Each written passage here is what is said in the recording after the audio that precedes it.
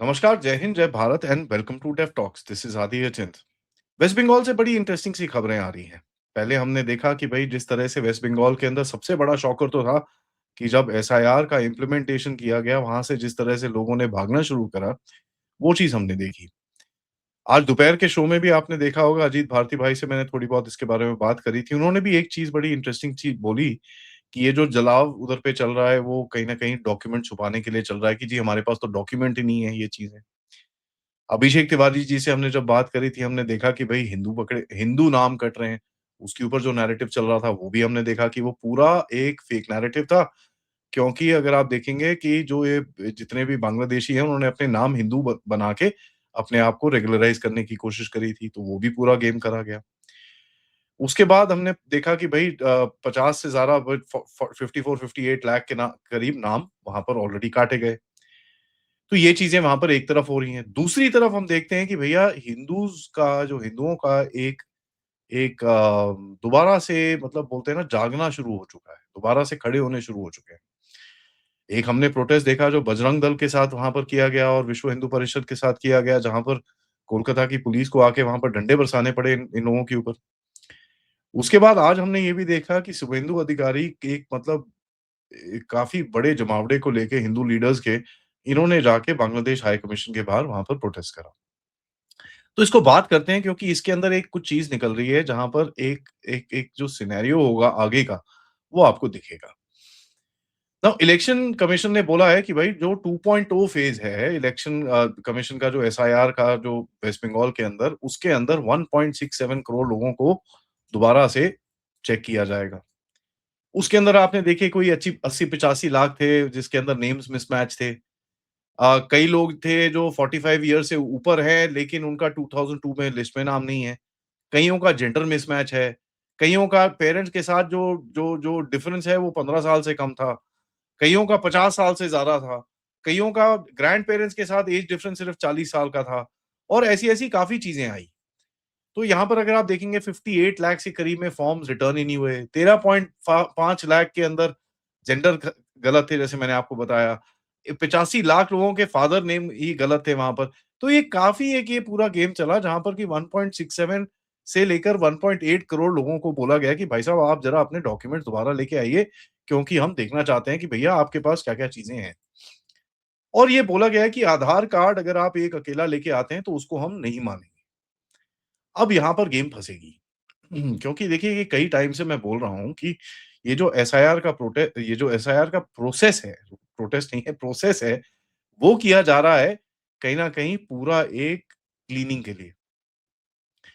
अब ये जो क्लीनिंग करने के लिए कोशिश की जा रही है, इसके अंदर ऑब्वियसली एक तो सिटिज़न्स एंड नॉन सिटिज़न्स की जो बाइफरकेशन है। दूसरा जो फेक पेपर वर्क बना रखा है, उसके ऊपर भी इस टाइम पे इसकी नज़र है। क्योंकि आप पीछे से देखते हैं फेक आधार कार्ड्स 8 करोड़ कैंसल करे गए हैं। बर्थ सर्टिफिकेट्स कैंसल करे जा रहे हैं, बैक टू बैक। एक जगह थी यूपी में जहाँ पर 27 साल से ये काम चल रहा था, तो उसका पूरा नेटवर्क बस्ट किया गया और उसके जितने भी सर्टिफिकेट्स और धीरे-धीरे करके पूरे उसके कैंसलेशन के काम चल रहे हैं। तो काफ़ी हद तक अगर आप देखेंगे कि ये चीज़ यहाँ तक कि वेस्ट बंगाल हर जगह चल रहा है। अगर आप देखें एमपी के अंदर 42 लाख, 48 लाख उधर पे गए क्या नाम है आपका राजस्थान के अंदर, करीब-करीब 1 करोड़ लोग तमिलनाडु के अंदर गए। तो ये जो एक चीज़ चल रही है ये चारों तरफ चल रही है, इसके अंदर कोई वो डाउट नहीं है। नाउ पहले ये नंबर जो था क्या नाम है वेस्ट बंगाल के अंदर ये करीब 1.36 करोड़ के करीब में था। उसके बाद ये नंबर बढ़-बढ़ के अभी 1.8 करोड़ कई लोग बोलते हैं, कई लोग 1.6 करोड़ लोग बोलते हैं। Anyways whatever the reality is. तो इसका मतलब ये है कि कल से यहाँ पर हंगामा शुरू हो जाएगा क्योंकि ये लोग जो आएँगे अब यहाँ पर मैं आपको एक चीज़ बताता हूँ, ममता बनर्जी की अपनी कॉन्स्टिट्यूएंसी में से 45,000 लोग वोट काटे गए। अब टीएमसी की लीडरशिप की तरह से ये इंस्ट्रक्शन आई कि डोर टू डोर जाके देखो जिसका डिलीट हुआ है महाबलीपुर के अंदर, वहाँ पर जाके एक-एक बंदे का वेरीफाई करो कि किसी का डिलीट गलती से तो नहीं हुआ, ये सब नहीं हुआ क्योंकि उनको कहीं न कहीं एक एक आवाज़ उठानी है, कहीं न कहीं कुछ चीज़ें उधर पे उसको अपने नैरेटिव को चेंज करना है, कि देखिए ये हमारे साथ किया जा रहा है, ये हमारे साथ किया जा रहा है और इसी की तरफ से नए-नए लोग वहाँ पर डिप्लॉय किए जा रहे हैं, नई टीम्स डिप्लॉय की जा रही हैं कि भैया किस तरह से हमको देखना है क्या-क्या है, क्या-क्या किस तरह से वहाँ पर चीज़ें चेंज करी गई हैं। ठीक है? तो एक बीच में भी आया था कि भैया 2000 के करीब में पोल बूथ्स थे, 2000 या 2200 के करीब में पोल बूथ्स थे जिसमें कोई डेथ ही नहीं हुई थी।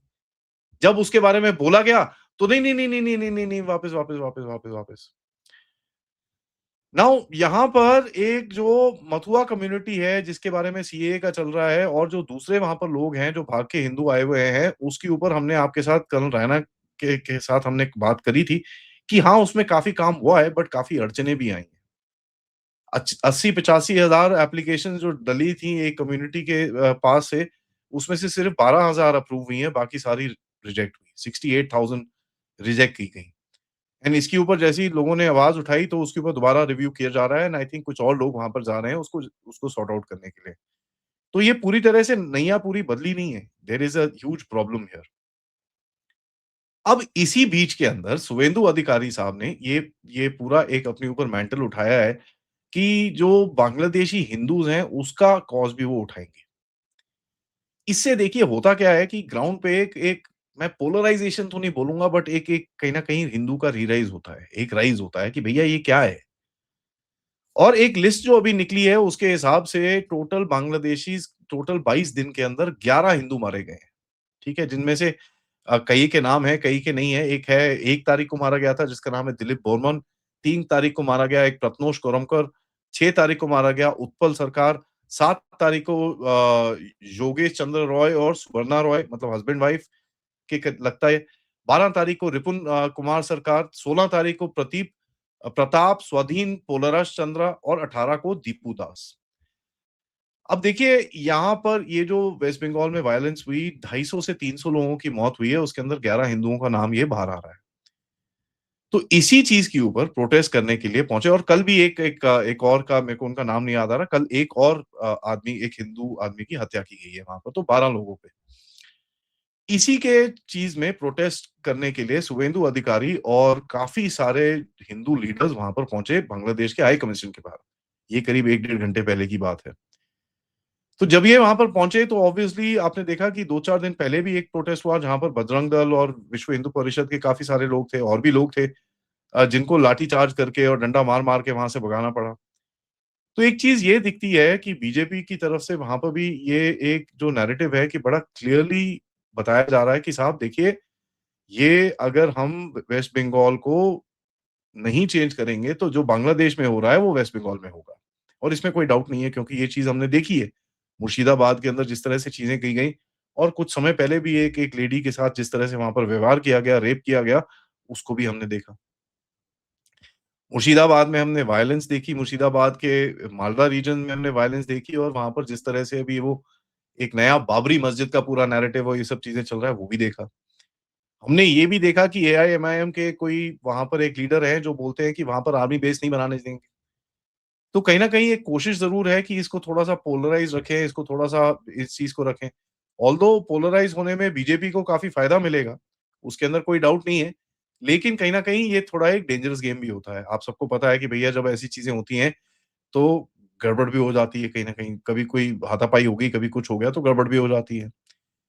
तो ये एक बड़ा एक टेढ़ा सिचुएशन है जिसके अंदर आप खड़े हुए हैं, जहाँ पर कि दो दो दोनों गुट हैं वो अपनी एक प्राथमिकता बढ़ाने के लिए जो अपनी एक एक जो वर्चस्व बढ़ाने के लिए काफ़ी हद तक फ़ोकस हैं और काफ़ी हद तक एक-दूसरे को खींच रहे हैं।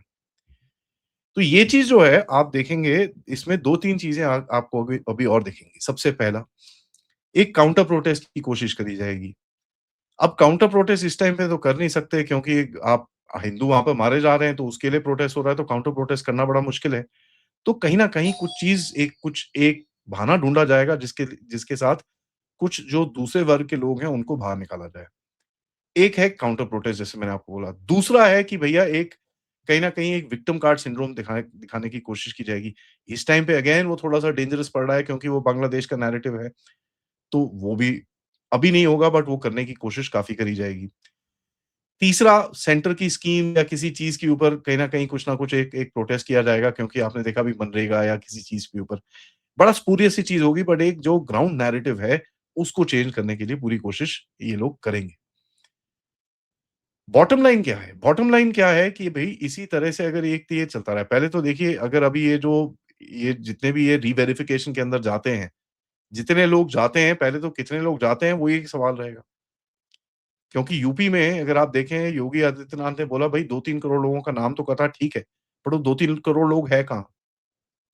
अब या तो ऐसा है कि वो 2-3 जो 1 1 डेढ़ करोड़ लोग हैं, उसमें से लेट्स से 20-50 20-30 लाख हैं जिनके तो जेन्युइन केसेज़ होंगे तो वो क्लियर हो गए। फिर भी 1 सवा करोड़ लोग अगर वहाँ पर हैं, बट वो वहाँ पर आ नहीं रहे, तो ये एक बहुत बड़ा कंसर्न बन के उठेगा। तो नैरेटिव इस टाइम पे बड़ा फ्लूइड है और किस तरफ पलटता है ये बड़ा डिफिकल्ट होगा अभी प्रेडिक्ट करने के लिए। बट एक चीज़ बड़ी क्लियर है, बैटल ग्राउंड अब से हीट होगी एंड 5 से 7 जनवरी के बाद आप यहाँ पर थोड़े पटाखे देखेंगे। You will see this thing exploding and you will see थोड़ा-सा एक स्ट्रीट पावर दिखाने की कोशिश दोनों तरफ से की जाएगी। इस टाइम पे BJP is prepared, at least I think so अभी तक जो दिखता है, वहाँ पर आरएसएस काफ़ी एक्टिव है।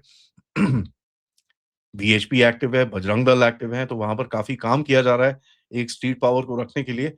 बट क्या वो काफ़ी रहेगा कि नहीं, ये तो वक़्त ही बताएगा। हैविंग सेड दैट जो एक किला था, जहाँ पर एक अनविंसिबल जिसको इनविंसिबल किला था, ममता बनर्जी की टीएमसी का, उसके अंदर एक बहुत बड़ा झटका लगा है एंड वो कहीं न कहीं ऐसा दिखता है कि वो ब्रीच होने वाला है।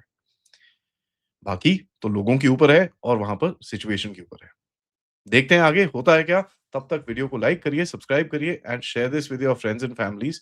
एंड ऑफ कोर्स अगर आप इस चैनल की तरफ कंट्रीब्यूट करना चाहते हैं, यूज़ द क्यूआर कोड या फिर पेपैल या फिर सुपर स्टिकर, सुपर चैट्स। रात को मिलते हैं पथिकृत भाई से जहाँ पर मैं आपको बताऊँगा कि भई भारत ने कुछ एक लॉ तो हमने बताया आपको एंटी टेरर, उसके ऊपर भी एक चीज़ लेके आए हैं जहाँ पर भैया इकोसिस्टम रोने वाला है। नमस्कार।